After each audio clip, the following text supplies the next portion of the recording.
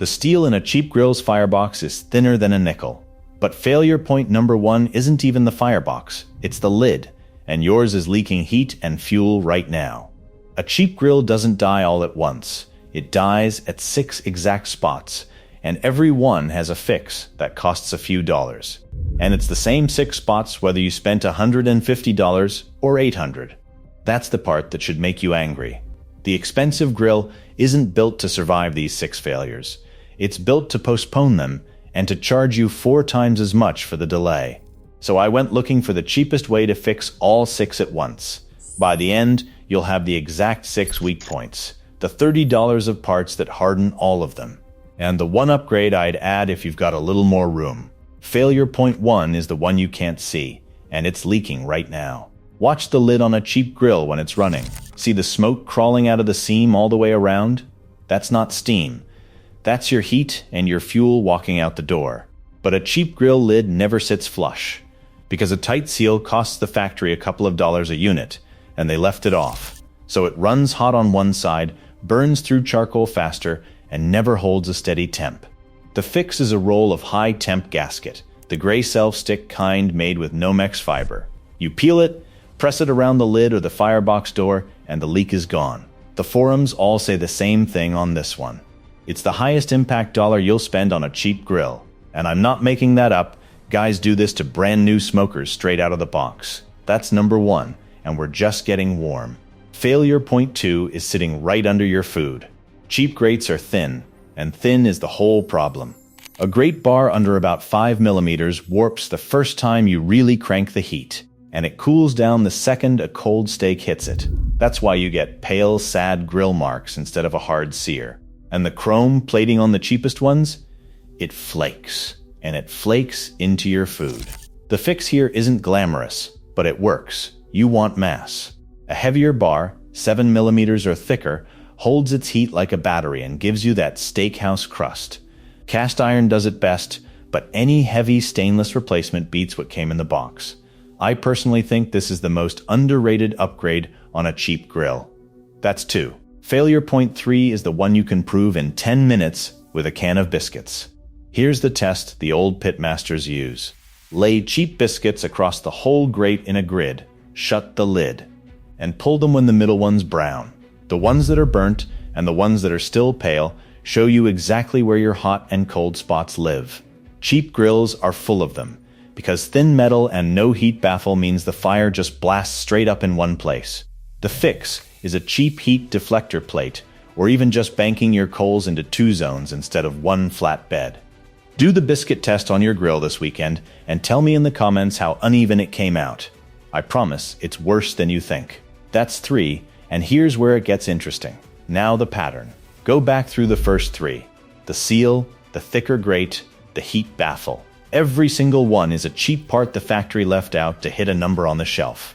That's the whole game. The grill isn't broken. It's built down to a price, and you just watched me name the missing parts. They're betting you'll buy another one in 2 years instead of finishing the job yourself. If that already saved you a grill, subscribe. I do one of these every week.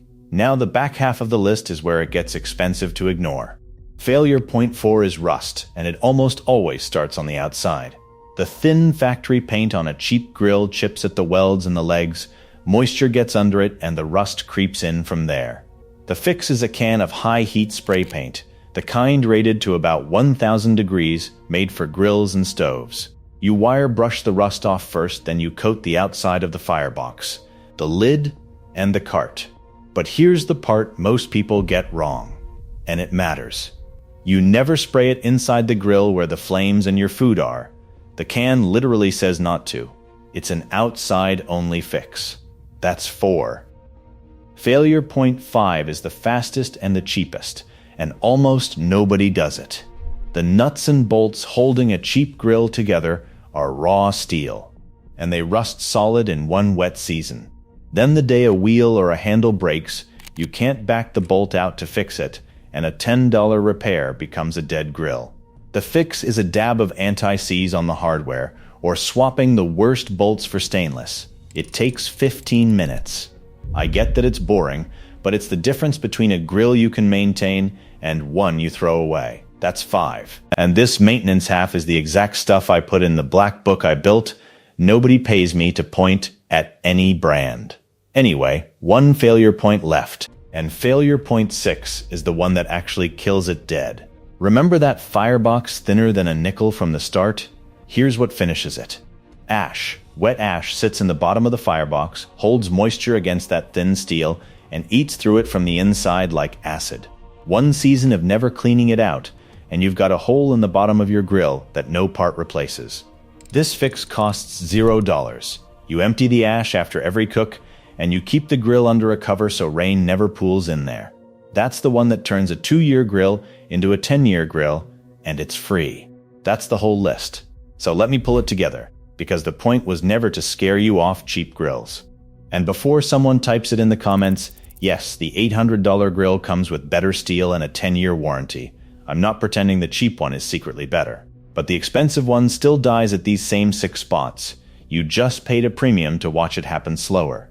So here's the other half, the $30 that closes most of that gap, and exactly where every dollar goes. First, the gasket. A 15-foot roll of the gray Nomex self-stick runs about $17, and that's enough to seal a lid and a firebox door with plenty left over. Honest caveat, you have to measure the gap first so you buy the right thickness, and it's gray, so it won't win any beauty contests. But it's the one I'd spend my own money on before anything else. Second, the high-heat paint. A can of the barbecue black, rated to around 1,000 degrees, is about $8 at any hardware store. Caveat, the prep is the whole job. If you don't wire brush the rust off first, it'll peel, and remember, outside surfaces only, never where the food is. Third, and this one's basically free, a bottle of high smoke point oil you probably already own. After a cook, while the grates are still warm, wipe a thin coat onto the cast iron and any bare steel. It builds a seasoning layer that keeps rust off. The caveat is honest. It's a habit, not a one-time fix. Skip it for a month in a wet climate, and the rust comes right back. Add a cover, and you've spent your $30 and you've closed all 6 failure points. And if you've got a little more room than $30, this is where I'd put it. A set of heavy cast iron or thick stainless grates, somewhere around $40 to $70 depending on your grill. That's the jump from decent sear to steakhouse sear. The honest caveat, cast iron will rust on you if you don't season and dry it, so it's only worth it if you'll actually keep up the oil routine. If you won't, honestly, that's fine. Stick with the $30 plan and skip this one. Your call. Tell me in the comments which fix you're doing first. I'll be in there. And yeah, I know I just spent 10 minutes listing everything wrong with your grill, but every single one of those was fixable in an afternoon. Here's the one thing to take from all of it. A cheap grill and an expensive grill fail at the same 6 points. The only real difference is who finishes the build, the factory or you. For about $30 and one new habit, you can be the reason a $150 grill outlives your neighbor's $800 one. That's not a trick. That's just knowing where it dies before it does. One last honest thing.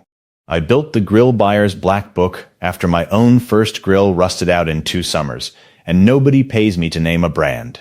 The longevity manual in it is this whole video for the entire grill. You got today free either way.